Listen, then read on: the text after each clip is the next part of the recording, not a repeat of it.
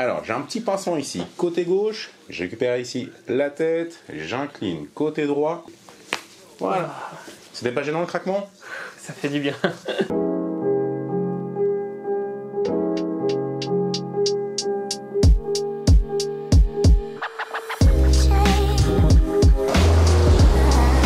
Aujourd'hui, je fais une séance d'ostéopathie avec un ostéopathe du sport qui est assez connu.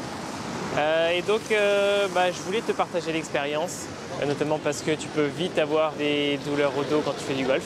Donc ça fait partie un petit peu du challenge Break My Handicap.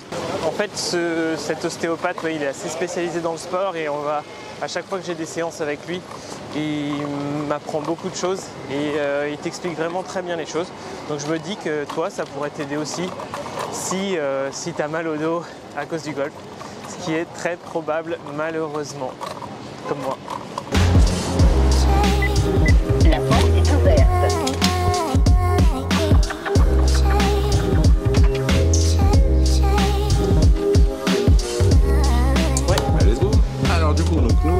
Ça faisait juin 2023, ok, pour une douleur donc trapèze, ok. Alors qu'est-ce qu'il en est pour aujourd'hui?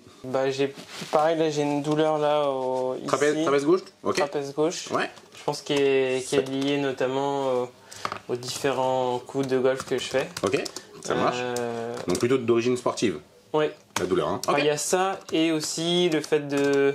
J'ai un peu mal aussi, un peu plus dorsal associé, ouais. Ok. C'est la continuité du trapèze en fait. Hein. Marche. Ça c'est plus lié aux heures de montage que je fais. Ok, position prolongée. Ouais. Ça marche. Ok. Et qu'est-ce que vous faites pour vous? Je porte pas mal de mes filles aussi. Ok. Port de charge associée. Et ben let's go, on va regarder ça. Vous, la sensibilité, elle est où exactement? C'est plutôt sur une zone diffuse? Ouais, plutôt cervicaux. Là, ici. Cervicaux dorsal ou c'est essentiellement cervical ou essentiellement cervical, ouais. Plus. Deux points distincts. Ouais, c'est ça. Ok, ouais. ça marche. Allez, ça marche.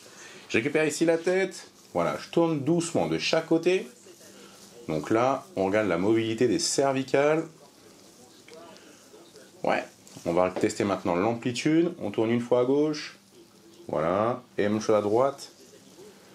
Oui, ça tourne plus facilement à droite. On revient et on va pencher doucement la tête en avant. Est-ce que ça c'est compliqué? Il y a une petite tension, ouais. Côté gauche, là, ici, c'est pincé. Ok, on revient et on incline doucement côté droit cette fois-ci. Voilà, l'inclinaison, et la même chose de l'autre côté. Inclinaison, voilà, là c'est restrictif. C'est compliqué. Ok, parfait.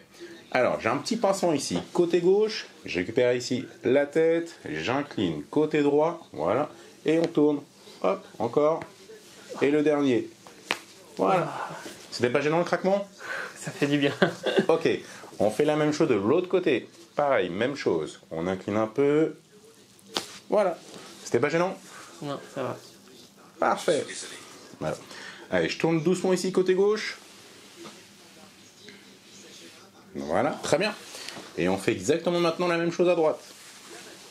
Ouais, c'est vrai que ça tourne plus facilement à droite. Ok, parfait. Allez, on va se mettre sur le ventre, la tête ici. Alors, on y va.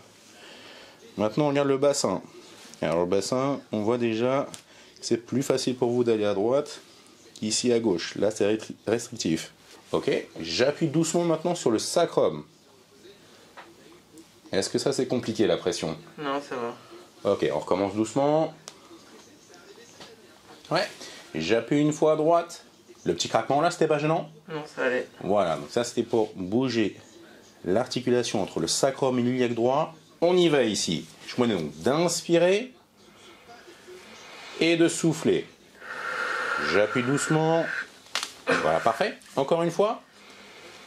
Et on souffle. Même chose. Voilà. Et une dernière fois. Et on souffle. Voilà. Les petits craquements, c'est pas gênant? Ouais. Enfin, j'ai l'impression que c'est là où j'ai aussi une autre douleur. Ok, alors je récupère juste jambe droite que l'on plie. Ouais. Et je tourne doucement comme ceci. Est-ce que ça c'est compliqué la rotation? Non, ça va. Parfait, on laisse tomber sur le côté. Voilà, encore. Très bien, et une dernière fois. Ok, pas de douleur quand j'appuie? Ça va. Impeccable. On pose. C'est juste pour réveiller un peu musculairement le dos. Parfait. Alors, on va juste bouger un tout petit peu la jonction entre le cou et le dos. Voilà, juste ici. Je tourne la tête côté droit. Bravo. Et j'appuie un peu. Hop. Voilà. Le tout petit craquement, c'est pas gênant? Ça va. Ok, même chose de l'autre côté. Pareil, je récupère ici la tête, je tourne côté gauche. Ouais, et j'appuie. Voilà. C'était pas gênant le craquement? Ça allait. Ok, alors on va mettre une petite crème chauffante. Donc, on chauffe avec la crème, pourquoi? Parce que la chaleur vascularise le muscle. Grâce à la chaleur, on vasodilate et donc du coup on fait venir un peu de sang au muscle. D'accord. Le but de faire venir un peu de sang, en gros, c'est qu'on lui apporte un petit plateau repas, on lui apporte à manger et à boire. Du coup il est content et derrière il se détend. Et pourquoi on fait craquer d'ailleurs? Alors, craquement, c'est tout simplement de l'air qui est expulsé sous une manipulation articulaire qui est liée à une compression entre deux os. D'accord? Sur une articulation, on comprime donc celle-ci par le biais d'un muscle ou autre, et du coup, en comprimant l'articulation, on vient mettre sous pression de l'air. C'est comme une ventouse qu'on accroche à un miroir ou une glace et qu'on tire, et le bruit que vous entendez quand vous enlevez la ventouse, c'est de l'air qui est expulsé. Et bien c'est la même chose, quand on sépare deux os qui forment une articulation, on libère de l'air qui est sous pression, et c'est le bruit qu'on entend. Et le but de ça, c'est pour essayer de redonner donc de la mobilité à cette même articulation. Sinon, ça a du mal à bouger, et si ça bouge pas, malheureusement, ça comprime des petites choses autour, nerfs ou autres. Voilà. Ça, c'est pas gênant la pression? Non. Donc le but, c'est de redonner de la mobilité aux articulations pour limiter une compression nerveuse, par exemple, ou autre. Votre corps est fait de mouvements. Plus ça bouge, mieux c'est. Plus c'est figé, plus malheureusement ça s'ankylose, moins bien cela c'est. Et avec une petite contracture ici, côté gauche. Même à droite? Ok. Mais là, effectivement, on est un peu plus marqué. Ok. Et on y va. On décontracte un peu le muscle, également avec des petits ergones. Là, ce que vous avez, c'est un peu comme la dernière fois, c'est donc une trapézalgie, une inflammation du muscle trapèze, qui en se contractant, de par votre posture, position un peu penchée en avant, de par les efforts musculaires que vous faites, soit sportif avec le golf ou port de charge avec votre enfant, et ce muscle, petit à petit, se fatigue, et en se fatiguant, il se rétracte et écrase les articulations sur lesquelles il s'attache, à savoir les articulations cervicales et dorsales. Donc là, le but de la séance, c'est d'optimiser la mobilité articulaire, donc faire en sorte que les articulations bougent au niveau de votre cou et au niveau de votre dos. Et ensuite, il faut permettre aux muscles de se détendre. Et pour cela, on a chauffé avec la crème, on masse avec le pistolet, et en fin de séance, on pourra vous masser un peu pour décontracter le muscle. Chose que vous allez devoir continuer en chauffant avec une bouillotte, une douche chaude, un bain chaud, une crème chauffante, un pad chauffant. Voilà. Et associé à ça, il faut donc s'étirer, il faut allonger la fibre. Et pour cela, effectivement, il faut reprendre les petits exos que je vous ai déjà probablement envoyés par mail. Et il faut essayer de les faire, si possible, le soir avant de se coucher. Un peu en journée et surtout le soir avant de se coucher. Pour optimiser le relâchement musculaire. Plus on l'allonge, moins il comprime, moins on écrase les vertèbres, moins ils sont susceptibles d'être bloqués et devenir comprimés. Fil électrique. Fil électrique, c'est donc le nerf. Et moins on a mal du tout. Pourquoi il faut faire le soir? Idéalement, puisque derrière, normalement, le soir, la nuit, vous dormez. Donc le muscle se repose. Donc si on allonge l'élastique et que derrière il se repose, il va garder cet état d'allongement, d'étirement. Et donc effectivement, le lendemain matin, il est un peu plus détendu et c'est moins douloureux. Alors que si, je fais la bêtise, vous le faites en plein après-midi, mais que derrière vous portez un piano, le muscle, il va s'allonger pendant l'étirement, mais derrière, tout de suite, hop, après l'effort musculaire, il va se recontracter. Donc vous allez vous coucher avec un muscle contracté, et malheureusement, le lendemain matin, c'est pas idéal. Alors, idéalement, il faut 24 heures de repos après une séance d'ostéo, et après, effectivement, vous pouvez faire des séances de yoga. Enfin, séance sportive. 24 à 48 heures de repos. Tout dépend du sport pratiqué, mais si c'est du yoga, effectivement, au bout de 24 heures, on est bon. Par contre, si vous voulez courir un marathon, je vous aurais dit d'attendre 2-3 jours. Alors, on va mettre les deux mains donc derrière la tête, on va tendre les jambes. Ouais, parfait. On inspire et on s'ouvre. Voilà. Tout petit craquement là, c'est pas gênant? Non, ça va. Encore une fois, on inspire et on s'ouvre. Pareil, c'est que de l'étirement. Voilà, impeccable. On relâche. Je récupère juste pied droit ici. Ouais, et je tire un peu. Tout petit craquement là, c'est pas gênant? Ouais, ça va. Même chose ici à gauche. Voilà, ça c'est bon. Ok, Alors on ne bouge pas, je récupère les deux bras. Ouais, les deux. Merci. On croise comme ceci. Voilà. J'appuie doucement. Est-ce que ça c'est compliqué la pression? Non, sensible dans le dos? Ça va? Ok, on lève un peu la tête. Merci. Je vous ramène doucement vers moi. Ouais. Et juste ici, on va inspirer et on s'ouvre. Voilà. Et on pose. Pas de douleur en craquement? Ça va? On inspire et on s'ouvre. Voilà. Parfait. On fait la même chose côté gauche. C'était pas gênant, tout petit craquement? Ça va. Et on y va. On inspire et on s'ouvre. Voilà, c'est fini. Parfait. Tout petit craquement, c'était pas gênant? Ça allait. Alors, je fais doucement. Je tourne ici côté droit. Voilà, très bien. Même chose de l'autre côté. Ah bah voilà, déjà ça tourne mieux. Ouais, Ok. beaucoup plus de mobilité. Ouais.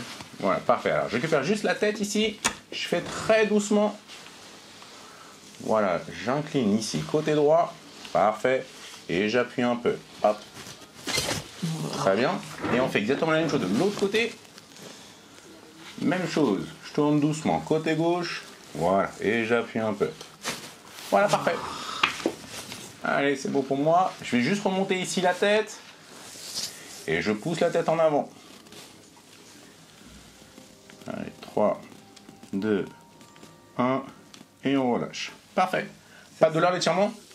Ça tire un peu. Ça tire un peu? Est-ce que je devrais faire cet étirement tous les jours? Alors voilà, exactement. L'après-midi si possible. Alors le matin éventuellement après une bonne douche chaude.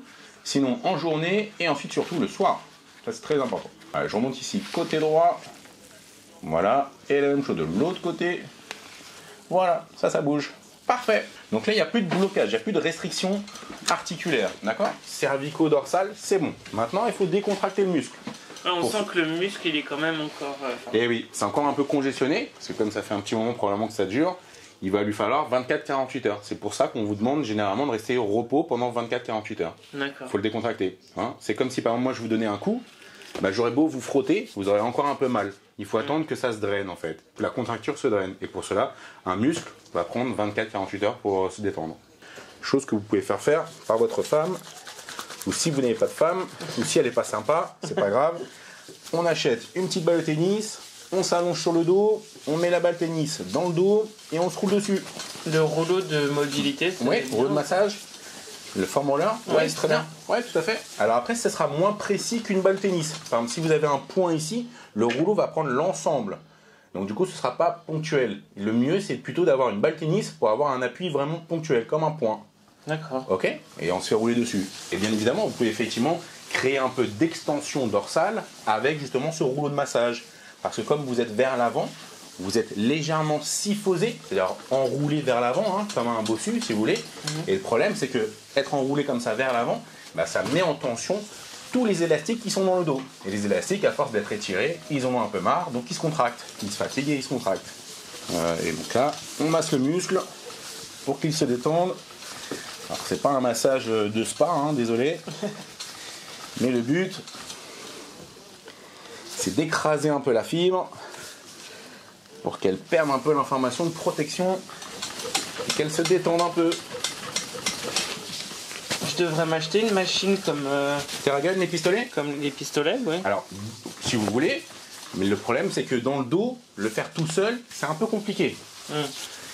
Idéalement, si on est accompagné, c'est très bien.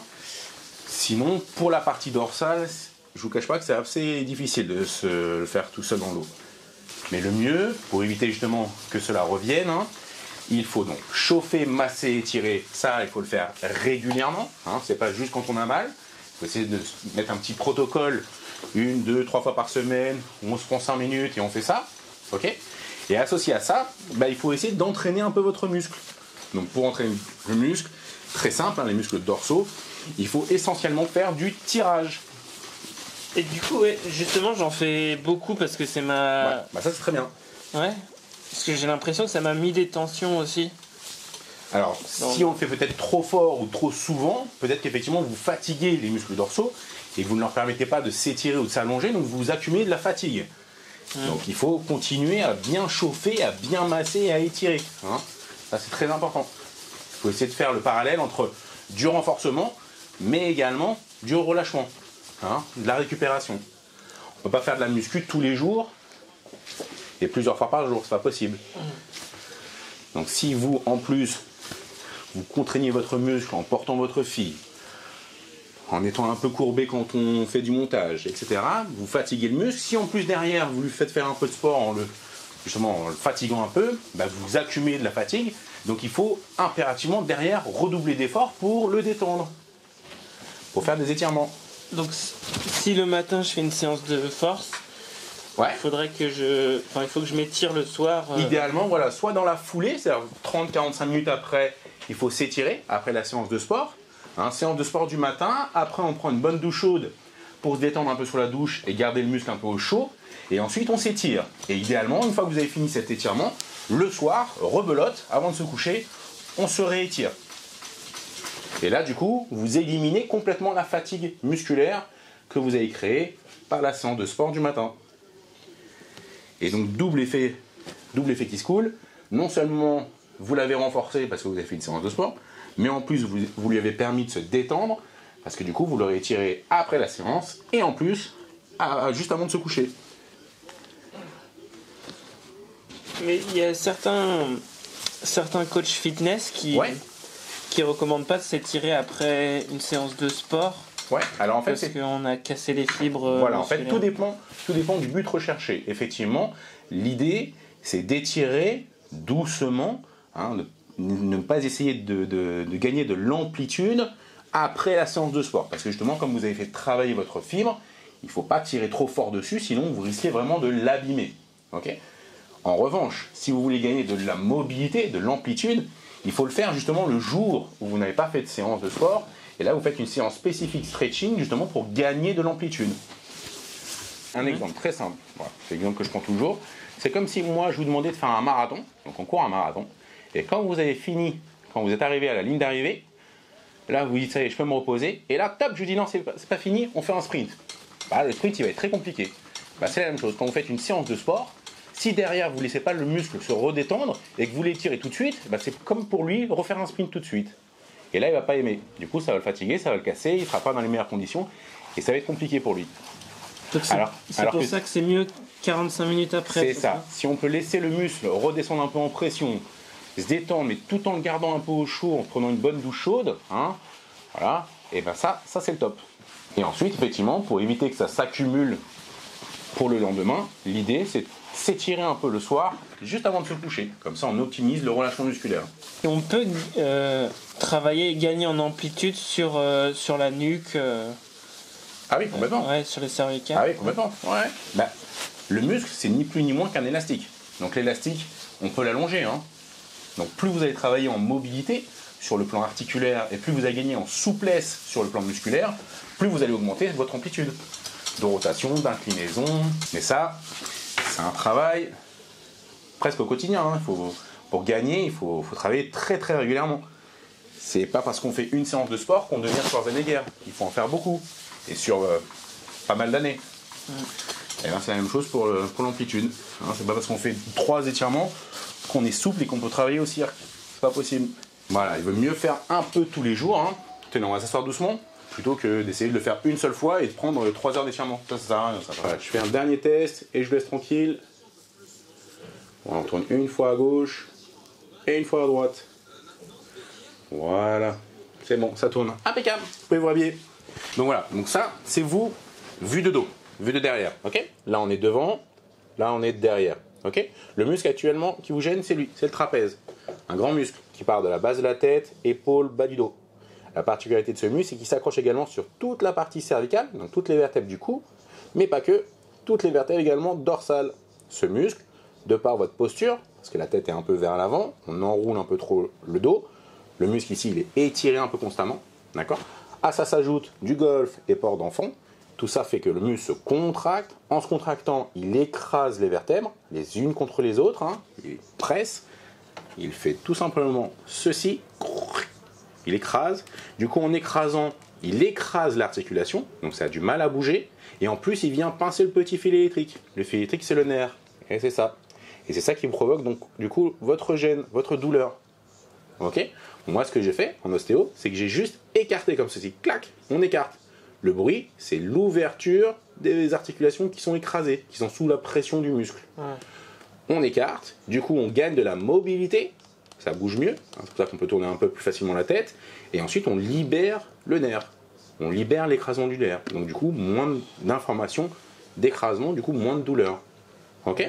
Seule chose, c'est que c'est la moitié du problème, puisque la cause, elle est d'origine musculaire. Donc si le muscle, vous lui donnez pas la possibilité de s'allonger, de s'étirer, et ben malheureusement, dans 2-3 jours, il va se recontracter.